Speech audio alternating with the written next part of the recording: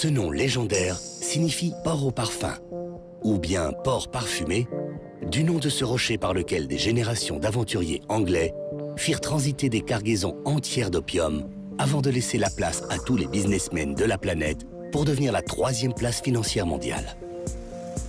Cette petite colonie britannique, depuis le traité de Nankin en 1842, fut rétrocédée à la Chine en 1997, soit 155 ans plus tard.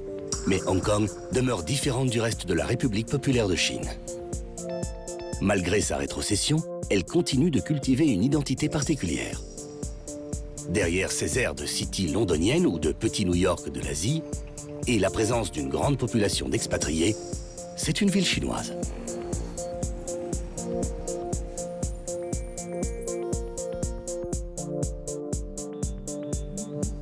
« 7 millions de personnes habitent sur ce minuscule bout de terre de 1092 km², dont seulement 1/5 est constructible.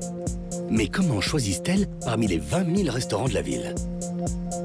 Les Hongkongais adorent manger. Et la plupart du temps, quand il y a quelque chose à fêter ou quand ils veulent inviter leurs amis ou leur famille, ils mangent dehors, ce qui est typiquement chinois. Le mélange des cultures fait que vous pouvez déguster de la cuisine traditionnelle ou les plats les plus extravagants et futuristes. Cet amour de la gastronomie a fait que chaque année se tient un festival du vin et de la cuisine, faisant en sorte que Hong Kong soit aussi devenu le centre du vin pour l'Asie. Mais Hong Kong, ce n'est pas que des gratte-ciel. Dès que l'on sort de la ville, on est surpris de découvrir une région verte, avec notamment un géoparc d'environ 50 km² composé de 8 géoparcelles où l'on peut venir faire du sport. Ou encore admirer de magnifiques orgues basaltiques, fruits de l'ancienne activité volcanique.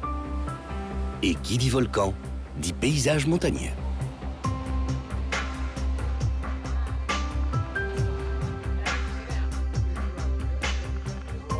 Une autre visite s'impose aussi dans le parc national de North Lantau qui surplombe la ville et abrite le Tian Tan Bouddha, le plus grand Bouddha en bronze du monde. Faite de 202 pièces de bronze, cette statue pèse plus de 250 tonnes et mesure 34 mètres.